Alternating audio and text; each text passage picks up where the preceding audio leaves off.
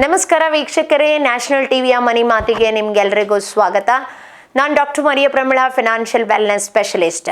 ನೀವು ರಿಟೈರ್ ಆಗೋದಕ್ಕೆ ಪ್ಲಾನ್ ಮಾಡ್ತಾ ಇದ್ದೀರಾ ಅಥವಾ ರಿಟೈರ್ಡ್ ಆಗಿ ಅಯ್ಯೋ ನನ್ನನ್ನು ನೋಡ್ಕೊಳ್ಳೋರು ಯಾರೂ ಇಲ್ಲ, ನಾನು ಮುಂದಕ್ಕೆ ಏನು ಮಾಡೋದು ಅಂತ ಟೆನ್ಷನ್ ಮಾಡ್ಕೋತಾ ಇದ್ದೀರಾ. ಮೇ ಬಿ ನಿಮ್ಮ ರಿಟೈರ್ಮೆಂಟಿಗೆ ನೀವು ಕೆಲವೆಲ್ಲ ಪ್ಲ್ಯಾನನ್ನು ಮೊದಲೇ ಮಾಡ್ಕೊಂಡಿರ್ಬೋದು. ಮೇ ಬಿ ನೀವು ನಿಮ್ಮ FD ಇಂಟ್ರೆಸ್ಟ್ ಮೇಲೆ ಡಿಪೆಂಡ್ ಆಗಿರ್ಬೋದು, ಅಥವಾ ನಿಮ್ಮ NPS ಅಮೌಂಟ್ ಮೇಲೆ ಡಿಪೆಂಡ್ ಆಗಿರ್ಬೋದು, ಅಥವಾ ಮೇ ಬಿ ಲೈಕ್ ನೀವೇನೋ ಪೆನ್ಷನ್ ಪ್ಲ್ಯಾನ್ ಮಾಡ್ಕೊಂಡಿದ್ರೆ ಅದರ ಮೇಲೆ ಡಿಪೆಂಡ್ ಆಗಿರ್ಬೋದು. ಅದು ಬಿಟ್ಟು ಬೇರೆ ಏನನ್ನು ಮಾಡ್ಬೋದು. ಸೊ ಬೇರೆ ಏನಾದರೂ ಮಾಡಲೇಬೇಕಾ ಎನ್ನುವಂತಹ ಕ್ವಶನ್ ಇದ್ದರೆ ನೀವು ಕೇಳ್ಕೊಳ್ಳಿ. ಯಾಕಂತ ಹೇಳಿದ್ರೆ ನಿಮ್ಮ FD ಇಂಟ್ರೆಸ್ಟ್ ರೇಟ್ ಸೇಮ್ ಆಗಿರೋದಿಲ್ಲ. ಯಾಕಂತ ಹೇಳಿದ್ರೆ ಇಂಟ್ರೆಸ್ಟ್ ರೇಟ್ ದಿನದಿಂದ ದಿನಕ್ಕೆ ಕಮ್ಮಿ ಆಗ್ತಾ ಇರುತ್ತೆ. ಇನ್ಫ್ಲೇಷನ್ ರೇಟ್, ಹಣದುಬ್ಬರ ಜಾಸ್ತಿ ಆಗ್ತಾ ಇರುತ್ತೆ. ಜೊತೆಗೆ ಮೆಡಿಕಲ್ ಇನ್ಫ್ಲೇಷನ್ ಜಾಸ್ತಿ ಆಗಿರುತ್ತೆ. ನೀವು ರಿಟೈರ್ಡ್ ಪೀಪಲ್ ಅಂತ ರಿಟೈರ್ಡ್ ಜನ ಅಂತ ಹೇಳಿದ್ರೆ ನೀವು ಯೋಚನೆ ಮಾಡ್ಕೋಬೇಕು, ನಿಮ್ಮ ಮೆಡಿಕಲ್ ಇನ್ಶೂರೆನ್ಸ್ ನಿಮ್ಮಲ್ಲಿ ಇರಲೇಬೇಕು. ಆ ಮೆಡಿಕಲ್ ಇನ್ಶೂರೆನ್ಸ್ಗೆ ಪ್ರತಿ ವರ್ಷ ಬೇಕಾಗಿರುವಂಥ ಹಣವನ್ನು ನೀವು ಸೇವ್ ಮಾಡಿ ಇಟ್ಕೊಂಡಿರಬೇಕು. ನಾವು ಇದಿಷ್ಟು ಇರುವಾಗ ಅಯ್ಯೋ ನಾನಿನ್ನೇನು ಮಾಡೋದು, ನನಗೆ ಯಾವ ರೀತಿಯಾಗಿ ನನಗೆ ಹೆಲ್ಪ್ ಆಗುತ್ತೆ ಅಂತ ಇದ್ದರೆ, ಒಂದು ವೇಳೆ ನಿಮ್ಮಲ್ಲಿ ಪ್ರಾಪರ್ಟಿ ಇದ್ದರೆ, ಸ್ವಂತ ಪ್ರಾಪರ್ಟಿ ಇದ್ದರೆ, ಆ ಪ್ರಾಪರ್ಟಿನ ಉಪಯೋಗಿಸ್ಕೊಂಡು ನೀವು ನಿಮ್ಮ ಗೋಲ್ಡನ್ ಇಯರ್ಸ್ ಅಂದರೆ ರಿಟೈರ್ಮೆಂಟ್ ಇಯರ್ಸನ್ನು ಹೇಗೆ ಎಂಜಾಯ್ ಮಾಡೋದು ಅದ್ರ ಬಗ್ಗೆ ಇವತ್ತು ಡಿಸ್ಕಷನ್ ಮಾಡುವ. ರಿವರ್ಸ್ ಮಾರ್ಗೇಜ್ ಸ್ಕೀಮ್ ಅಂತ ಇದೆ. ಎಲ್ಲ ಬ್ಯಾಂಕ್ಗಳಲ್ಲಿ ಹೋಗಿ ಕೇಳಿದರೆ, ಕೆಲವು ಬ್ಯಾಂಕ್ಗಳಲ್ಲಿ, ನಿಮ್ಮ ಪ್ರತಿಷ್ಠಿತ ಬ್ಯಾಂಕ್ಗಳಲ್ಲಿ ಈ ಆಪ್ಷನ್ ಇದೆ. ನಿಮ್ಮಲ್ಲಿ ಸ್ವಂತ ಪ್ರಾಪರ್ಟಿ ಇದ್ದರೆ ನೀವು ಅದರ ಮೇಲೆ ಲೋನ್ ತೆಗಿಲಿಕ್ಕಾಗತ್ತೆ. ಓಕೆ, ಏನಪ್ಪ ಇದರ ವಿಶೇಷತೆ ಅಂತ ಹೇಳಿದ್ರೆ, ನೀವು 60 ವರ್ಷಕ್ಕಿಂತ ಜಾಸ್ತಿ ಆಗಿರಬೇಕು. ನೀವು ಜಾಯಿಂಟ್ ಲೈಫಲ್ಲಿ ಅಥವಾ ಜಾಯಿಂಟ್ ಲೈಕ್ ಲೋನ್ ತೆಗಿಬೇಕು ಅಂತ ಹೇಳಿದ್ರೆ, ನಿಮ್ಮ ಮಿಸ್ಸಸ್ ಹೆಸರಲ್ಲಿ ತೆಗಿಬೇಕು ಅಂತ ಹೇಳಿದ್ರೆ, ನಿಮ್ಮ ಮಣಿದಿಯು ಲೈಕ್ ಅಟ್ಲೀಸ್ಟ್ 55 ಇಯರ್ಸ್ ಆಗಿರಬೇಕು. ಆಗ ಜಾಯಿಂಟ್ ಲೈಫಲ್ಲಿ ಲೋನ್ ತೆಗಿಲಿಕ್ಕೆ ಆಗತ್ತೆ. ಸೊ ನೆಕ್ಸ್ಟ್, ಎಷ್ಟು ವರ್ಷಕ್ಕೆ ಲೋನ್ ಸಿಗತ್ತೆ? ಇದು ಮಿನಿಮಮ್ 15ರಿಂದ 20 ವರ್ಷ. ಕೆಲವು ಬ್ಯಾಂಕ್ಗಳು 15 ವರ್ಷದವರೆಗೆ, ಕೆಲವು ಬ್ಯಾಂಕ್ಗಳು 20 ವರ್ಷದವರೆಗೆ ಈ ಲೋನ್ ಟೆನ್ಯೂರನ್ನು ಕೊಡುತ್ತೆ. ಓಕೆ, ಹಾಗಾದರೆ ಇದು ಯಾವ ರೀತಿಯಾಗಿ ವರ್ಕ್ ಆಗುತ್ತೆ? ಫಾರ್ ಎಕ್ಸಾಂಪಲ್ ಅಂದ್ಕೊಳ್ಳಿ, ನಿಮ್ಮ ವ್ಯಾಲ್ಯೂ ಆಫ್ ದ ಪ್ರಾಪರ್ಟಿ 1 ಕೋಟಿ ಇದೆ. ಓಕೆ, ನಿಮ್ಮ ಬ್ಯಾಂಕ್ಗಳಿಂದ ವ್ಯಾಲ್ಯೂಯೇಟರ್ಸ್ ಬರ್ತಾರೆ, ಅವ್ರು ನಿಮ್ಮ ಪ್ರಾಪರ್ಟಿನ ನೋಡ್ತಾರೆ, ಪೇಪರ್ಸನ್ನೆಲ್ಲ ಚೆಕ್ ಮಾಡ್ತಾರೆ, ಎಲ್ಲ ಕರೆಕ್ಟ್ ಆಗಿದೆ ಅಂತ ಹೇಳಿದ್ರೆ ವ್ಯಾಲ್ಯೂಯೇಷನ್ ಮಾಡ್ತಾರೆ.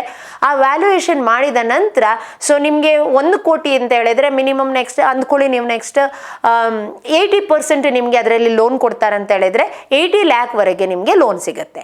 ಹಾಗೆಯೇ ಈ ಲೋನನ್ನು ಯಾವ ರೀತಿ ಡಿವೈಡ್ ಮಾಡ್ತಾರೆ? ಆ ಟೋಟಲ್ ಅಮೌಂಟನ್ನು ಡಿವೈಡೆಡ್ ಬೈ ಎಷ್ಟು ಲೋನ್ ಅಮೌಂಟ್ ಇದೆ, ಆ ಅಮೌಂಟನ್ನು ನಿಮಗೆ ಮಂತ್ಲಿ ಎಷ್ಟು ಇನ್ಕಮ್ ಬೇಕು, ಲೈಕ್ ಮಂತ್ಲಿ ಎಷ್ಟು ಎಕ್ಸ್ಪೆನ್ಸಸ್ ಇರುತ್ತೆ ನೀವು ಹೇಳ್ತೀರಂತ ಹೇಳಿದ್ರೆ, that total number divided by ನಿಮ್ಮ 20 ಇಯರ್ಸ್ 15 ಇಯರ್ಸ್ ಅದರ ಮೇಲೆ ಡಿಪೆಂಡ್ ಆಗಿಬಿಟ್ಟು ಮಂತ್ಲಿ ನಿಮಗೆ ಎಷ್ಟು ಕೊಡ್ಬೋದು ಅಂತ ಅವ್ರು ಹೇಳ್ತಾರೆ. ಆ ಹಣ ನಿಮಗೆ ಪ್ರತಿ ತಿಂಗಳಿಗೆ ನಿಮ್ಮ ಅಕೌಂಟಿಗೆ ಬರ್ತಾ ಇರುತ್ತೆ. ಅದನ್ನು ನೀವು ಖಾಲಿ ಮನೆ ಖರ್ಚಿಗೆ ಉಪಯೋಗಿಸಿ ಎಲ್ಲಿ ಯಾವುದಕ್ಕೆ ಬೇಕಾದರೂ ಯೂಸ್ ಮಾಡ್ಕೋಬೋದು. ಅವರೇ ನಿಮ್ಮನ್ನು ಕೇಳೋದಿಲ್ಲ ನೀವು ಎಲ್ಲಿಗೆ ಯೂಸ್ ಮಾಡಿದ್ದೀರಿ ಅಂತ ಹೇಳಿದರೆ. ಸಪೋಸ್ ನೀವು ಹೋಮ್ ಲೋನ್ ತೆಗೆಯೋದಿದ್ರೆ ಅದನ್ನು ನಿಮ್ಮ ಮನೆ ಖರ್ಚಿಗೆ ಅಥವಾ ನಿಮ್ಮ ಮನೆ ಕಟ್ಟೋದಕ್ಕೇ ನೀವು ಯೂಸ್ ಮಾಡಬೇಕಾಗತ್ತೆ. ಬಟ್ ಇಲ್ಲಿ ಹಾಗಲ್ಲ, ನೀವು ಹಣನ ನಿಮ್ಗೆ ಎಲ್ಲಿ ಬೇಕೋ ಅಲ್ಲಿ ನೀವು ಯೂಸ್ ಮಾಡ್ಕೋಬಹುದು. ಈಗ ಆಮೇಲೆ ಏನಾಗುತ್ತೆ, ನೀವು ಬಡ್ಡಿ ಕಟ್ಟಬೇಕಾ? ಇದಕ್ಕೆ ನೀವು ಬಡ್ಡಿ ಕಟ್ಟಬೇಕು ಅಂತಿಲ್ಲ, ಬಟ್ ಬಡ್ಡಿ ಅಪ್ಲೈ ಆಗುತ್ತೆ. ಬಟ್ ಬಡ್ಡಿ ಯಾವ ಥರ ಅಪ್ಲೈ ಆಗುತ್ತೆ ಅಂತ ಹೇಳಿದರೆ, ನೀವು ತಗೊಂಡಿರುವ 80 ಲಕ್ಷಕ್ಕೆ ಬಡ್ಡಿ ಅಪ್ಲೈ ಆಗೋದಿಲ್ಲ. ಪ್ರತಿ ತಿಂಗಳು ನಿಮಗೆ ಎಷ್ಟು ಹಣ ಕಳಿಸ್ತಾ ಇರ್ತಾರೆ ಅವರು, ಆ ಹಣನ ವರ್ಷಕ್ಕೆ ಕ್ಯಾಲ್ಕುಲೇಟ್ ಮಾಡಿ ಇಷ್ಟು ಇಂಟ್ರೆಸ್ಟ್ ಅಂತ ಇರುತ್ತೆ. ಸಾಮಾನ್ಯವಾಗಿ ಹೋಮ್ ಲೋನಿಗಿಂತ ಸ್ವಲ್ಪ ಇಂಟ್ರೆಸ್ಟ್ ಜಾಸ್ತಿ ಇರುತ್ತೆ. ಒಂದು 10ರಿಂದ 12% ಶೇಕಡ ಇಂಟ್ರೆಸ್ಟ್ ಇರ್ಬೋದು. ನೀವು ಎಷ್ಟು ಯೂಸ್ ಮಾಡಿದ್ದೀರಿ ಆ ಅಮೌಂಟ್ ಮೇಲೆ ಅವರು ಇಂಟ್ರೆಸ್ಟ್ ಹಾಕ್ತಾರೆ. ಬರುವ ವರ್ಷ ನೀವು ಎಷ್ಟು ಯೂಸ್ ಮಾಡಿದ್ದೀರಿ ಅದರ ಇಂಟ್ರೆಸ್ಟ್ ಪ್ಲಸ್ ಎಗೇನ್ ಬರುವ ವರ್ಷದ ಟೋಟಲ್ ಅಮೌಂಟ್ ಎಷ್ಟು ಯೂಸ್ ಮಾಡಿದ್ದೀರಿ ಆ ಥರ ಪ್ರತಿ ವರ್ಷ ಕ್ಯಾಲ್ಕುಲೇಟ್ ಮಾಡ್ತಾ ಹೋಗ್ತಾರೆ. ಕ್ಯಾಲ್ಕುಲೇಟ್ ಮಾಡಿ ಹೋದ ನಂತರ ನಿಮಗೆ ಟೋಟಲ್ ಅಮೌಂಟ್ ಮೇಲೆ ಇಂತಿಷ್ಟು ಇಂಟ್ರೆಸ್ಟ್ ಅಂತ ಬರುತ್ತೆ. ಅವರು ಮೊದಲೇ ನಿಗದಿ ಮಾಡಿರೋ ಪ್ರಕಾರ 15 ವರ್ಷ ಅಥವಾ 20 ವರ್ಷ ನಿಮಗೆ ಆ ಅಮೌಂಟನ್ನು ಕೊಡ್ತಾರೆ. ನೆಕ್ಸ್ಟ್ 20 ವರ್ಷ ಆದ ನಂತರ ನಾನು ಏನು ಮಾಡೋದು? ಓಕೆ, ನಾನು ಇನ್ನೂ ಜೀವಂತವಾಗಿದ್ದೇನೆ, ನಾನು ಈ ಪ್ರಾಪರ್ಟಿ ಬಳಸ್ಕೋಬೋದಾ? ಖಂಡಿತವಾಗಿಯೂ ನೀವು ಆ ಪ್ರಾಪರ್ಟಿಯಲ್ಲಿ ಉಳ್ಕೋಬಹುದು. ನೀವು ನಿಮ್ಮ ಲೈಫನ್ನು ಕಂಟಿನ್ಯೂ ಬಟ್ ನಿಮ್ಮ ಅಮೌಂಟ್ ಬರ್ತಾ ಇರೋದಿಲ್ಲ, ಬಟ್ ನೀವು ಆ ಪ್ರಾಪರ್ಟಿ ಓನರ್ ಆಗಿರ್ತೀರಿ. ಬಟ್ ಆದರೆ ನೀವು ಅದನ್ನು ಸೇಲ್ ಮಾಡೋಂಗಿಲ್ಲ ಅಥವಾ ಲೈಕ್ ಏನೋ ಮಾಡಿಫಿಕೇಶನ್ ಮಾಡೋಂಗಿಲ್ಲ. ಮಾಡಿಫಿಕೇಶನ್ ಮಾಡಬೇಕಿದ್ರೆ ಬ್ಯಾಂಕ್ನವರ ಪೂರ್ವಾನುಮತಿಯನ್ನು ನೀವು ತಗೊಳ್ಳೇಬೇಕಾಗತ್ತೆ. ಸೊ ನೆಕ್ಸ್ಟ್ ಇದರಿಂದ ಏನಪ್ಪ ಲಾಭ ಅಂತ ಹೇಳಿದರೆ, ಇನ್ ಕೇಸ್ ನೀವು ಇರೋಷ್ಟೊತ್ತುವರೆಗೆ ಅಲ್ಲಿ ಇರ್ತೀರಿ, ನೀವು ಸತ್ತ ನಂತರ ಅಥವಾ ನೀವು ಅಲ್ಲಿಂದ ಬೇರೆ ಕಡೆಗೆ ಹೋದರೆ ಅಥವಾ ನೀವು ಟ್ರಾನ್ಸ್ಫರ್ ಆಯಿತು ಅಥವಾ ಬೇರೆ ಕಡೆಗೆ ಹೋಗ್ತೀರಂತ ಹೇಳಿದರೆ ಅಥವಾ ನೀವು ಸೇಲ್ ಮಾಡ್ತೀರಂತ ಹೇಳಿದ್ರೆ ಆ ಕೆಲಸನ ಬ್ಯಾಂಕ್ನವ್ರು ಮಾಡ್ತಾರೆ. ಅವರ ಹಣ ಎಷ್ಟು ಅವರಿಗೆ ಬರಬೇಕು ಅಷ್ಟು ಹಣನ ಉಳಿಸ್ಕೋತಾರೆ. ಅವರಲ್ಲಿ ಉಳಿದಂಥ ಹಣ ನಿಮ್ಮ ಬ್ಯಾಂಕ್ ಖಾತೆಗೆ ವರ್ಗಾವಣೆ ಮಾಡ್ತಾರೆ. ಒಂದು ವೇಳೆ ಅಂದ್ಕೊಳ್ಳಿ ಆ ಪ್ರಾಪರ್ಟಿ ಓನರ್ ಸತ್ತೋದ್ರು, ಆಗ ಆ ಪ್ರಾಪರ್ಟಿ ಯಾರಿಗಾಗತ್ತೆ?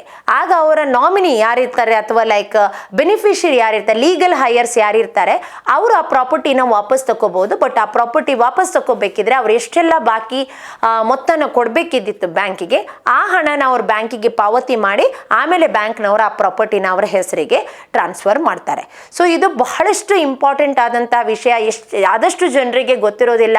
ಆದಷ್ಟು ಜನರು ತಲೆ ಕೆಡಿಸ್ಕೋತಾ ಇದ್ದಾರೆ, ಅಯ್ಯೋ ನನಗೆ ಮಕ್ಕಳು ನೋಡ್ಕೋತಾ ಇಲ್ಲ, ಅಥವಾ ಲೈಕ್ ನನ್ನಲ್ಲಿ ಇದ್ದಂಥ ಹಣ ಎಲ್ಲ ಖಾಲಿ ಆಗೋಯ್ತು, ನಾನು ಇನ್ನೇನು ಮಾಡೋದು ಅಂತ ಯೋಚನೆ ಮಾಡ್ತಿದ್ರೆ ಇದು ಒಂದು ಸುಲಭವಾದಂತಹ ವಿಧಾನ. ನಿಮ್ಮ ಗೋಲ್ಡನ್ ಇಯರ್ಸ್ ಅನ್ನು ನೀವು ಬಹಳಷ್ಟು ಹ್ಯಾಪಿಯಾಗಿ ಸಂತೋಷವಾಗಿ ಕಳೆಯೋದಿಕ್ಕೆ. ನೀವು ಇಲ್ಲಿ ಬಂದಂಥ ಹಣ ಇನ್ಕಮ್ ಟ್ಯಾಕ್ಸ್ಗೆ ಅಪ್ಲಿಕೇಬಲ್ ಆಗತ್ತಾ? ಇಲ್ಲ. ಇಲ್ಲಿ ಬಂದಂಥ ಲೋನ್ ಹಣ ನಿಮಗೆ ಯಾವುದೇ ರೀತಿಯಲ್ಲಿ ಇನ್ಕಮ್ ಟ್ಯಾಕ್ಸ್ ಆಗ್ಬೋದು ಅಥವಾ ಕ್ಯಾಪಿಟಲ್ ಗೇನ್ಸ್ ಆಗ್ಬೋದು, ನಿಮಗೆ ಅಪ್ಲಿಕೇಬಲ್ ಆಗೋದಿಲ್ಲ. ಕೆಲವು ಡಿಸಡ್ವಾಂಟೇಜಸ್ ಇರುತ್ತೆ. ಇನ್ ಕೇಸ್ ಅಂದ್ಕೊಳ್ಳಿ ನಿಮಗೆ ಲಮ್ಸಮ್ ಹಣ ಬೇಕು, ಓಕೆ, ಒಂದು ತಕ್ಷಣಕ್ಕೆ ನನಗೆ ಒಂದು 15 ಲಕ್ಷ ಹಣ ಬೇಕು ಅಂದರೆ ಏನು ಮಾಡೋದು ಅಂತ ಇದ್ದರೆ, ಆ ಟೈಮಲ್ಲಿ ನಿಮಗೆ ಅವರು ಲೈಕ್ ಮ್ಯಾಕ್ಸಿಮಮ್ ಒಂದೇ 15 ಲಕ್ಷ ಕೊಡ್ತಾರೆ ಮ್ಯಾಕ್ಸಿಮಮ್. ಇಲ್ಲ ಅಂತ ಹೇಳಿದ್ರೆ 50% ಆಫ್ ದ ನಿಮ್ಮ ಟೋಟಲ್ ಎಲಿಜಿಬಲ್ ಲೋನ್ ಅಮೌಂಟ್ ಎಷ್ಟಿದೆ ಅಷ್ಟನ್ನು ಮಾತ್ರ ಲಮ್ಸಮ್ ಕೊಡ್ತಾರೆ. ಉಳಿದಿರೋದೆಲ್ಲನೂ ನಿಮ್ಮ ಮಂತ್ಲಿ ಇನ್ಸ್ಟಾಲ್ಮೆಂಟ್ ಆಗಿ ಕೊಡ್ತಾರೆ. ನೆಕ್ಸ್ಟ್ ಇದಕ್ಕೆ ಬರುವಂಥ ಚಾರ್ಜಸ್ ಏನಾದರೂ ಇದ್ರೆ ಅಥವಾ ಏನಾದರೂ ಎಕ್ಸ್ಪೆನ್ಸಸ್ ಇದ್ದರೆ ಅದನ್ನು ನೀವು ಬ್ಯಾಂಕ್ನವರಿಗೆ ಪೇ ಮಾಡಬೇಕಾಗತ್ತೆ. ನಿಮ್ಮ ಮನೆಯಲ್ಲಿ ಏನಾದರೂ ನಿಮಗೆ ಚೇಂಜಸ್ ಮಾಡಬೇಕು ಅಂದರೆ ಇದರ ಮೊದಲೇ ಹೇಳಿರುವಂತೆ ನೀವು ಬ್ಯಾಂಕ್ನವರ ಪರ್ಮಿಷನ್ ತಗೋಬೇಕಾಗತ್ತೆ. ಇದಿಷ್ಟು ವಿಷಯಗಳನ್ನು ನೀವು ತಿಳ್ಕೊಂಡ್ರೆ ಖಂಡಿತವಾಗಿ ಸುಲಭದಲ್ಲಿ ನಿಮ್ಮ ಕೈಯಲ್ಲಿ ಪ್ರಾಪರ್ಟಿ ಇದ್ದರೆ ನೀವು ಚಿಂತೆ ಮಾಡುವಂಥ ಅವಶ್ಯಕತೆ ಇರೋದಿಲ್ಲ. ನೀವು ಹೋಗಿ ರಿವರ್ಸ್ ಮಾರ್ಗೇಜ್ ಮಾಡಿಕೊಂಡು ನಿಮ್ಮ ರಿಟೈರ್ಮೆಂಟನ್ನು ಚೆನ್ನಾಗಿ ಕಾಲ ಕಳೆಯಬಹುದು. ಸದಾ ಸುಖಿಯಾಗಿರಿ, ಚೆನ್ನಾಗಿರಿ ಅಂತ ನನ್ನ ಭಾವನೆ, ನನ್ನ ಆಸೆ. ಸೊ ನಿಮ್ಗೆಲ್ರಿಗೂ ಒಳ್ಳೆಯದಾಗಲಿ. ಈ ವಿಷಯ ಅತ್ಯಂತ ಉತ್ತಮವಾದದ್ದು. ಬೇರೆಯವರಿಗೆ ಈ ವಿಷಯ ನಾನು ತಿಳಿಸ್ಬೇಕು ಅಂತಿದ್ರೆ ಆದಷ್ಟು ಬೇಗ ಲೈಕ್ ಇದನ್ನು ಬೇರೆಯವರಿಗೆ ಸ್ಪ್ರೆಡ್ ಮಾಡಿಬೇಡಿ. ನೀವು ಇನ್ನೂ ಸಬ್ಸ್ಕ್ರೈಬ್ ಮಾಡಿಲ್ಲ ಅಂತ ಹೇಳಿದ್ರೆ ನ್ಯಾಷನಲ್ ಟಿವಿನ ಸಬ್ಸ್ಕ್ರೈಬ್ ಮಾಡಿ. ಇದ್ರ ಬಗ್ಗೆ ಹೆಚ್ಚಿನ ಮಾಹಿತಿ ಬೇಕು ಅಂತಿದ್ರೆ ಅಥವಾ ನಿಮಗೆ ರಿಟೈರ್ಮೆಂಟ್ ಪ್ಲಾನಿಂಗ್ಗೆ ಬೇಕಾಗಿರುವಂತಹ ಸೂಕ್ತವಾದಂಥ ಇನ್ವೆಸ್ಟ್ಮೆಂಟ್ ಏನು ಮಾಡಬೇಕು, ಎಲ್ಲಿ ಮಾಡಬೇಕು ಅಂತ ಬೇಕಿದ್ರೆ ನೀವು ನಮ್ಮ ತಂಡನ ಸಂಪರ್ಕಿಸ್ಬೋದು. ನಮ್ಮ ಕಮ್ಯುನಿಟಿಯಿಂದ ನಿಮಗೆ ಬೇಕಾದಂತಹ ಸಹಾಯವನ್ನು ನಿಮಗೆ ಮಾಡ್ತಾರೆ. ಥ್ಯಾಂಕ್ ಯು, ಧನ್ಯವಾದಗಳು. ಮತ್ತೆ ಸಿಗೋಣ.